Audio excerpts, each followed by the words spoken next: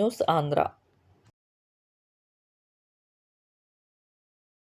దళిత ముఖ్యమంత్రి దామోదరం సంజీవయ్య గారి 104వ జయంతి వర్ధంతి సందర్భంగా చింతలపూడి పంచాయతీలో ఆయన చిత్రపటానికి ఘనంగా నివాళులర్పించి దళిత నాయకులు. ఈ సందర్భంగా చింతలపూడి నగర పంచాయతీ ప్రధాన కార్యదర్శి Boda Nagabhushanam Rajiv Thomas charitable trust chairman doctor Marumudi Thomas మాట్లాడుతూ, సంజీవయ్య గారు ముఖ్యమంత్రిగా ఉన్న సమయంలో ఎన్నో కార్మిక చట్టాలు అమలు చేసి ఉమ్మడి రాష్ట్రాన్ని దేశానికి ఆదర్శంగా ఉండేలా చట్టాలను తీర్చిదిద్దారు. సీఎంగా ఆయన చేసిన మేలులను కొనియాడారు.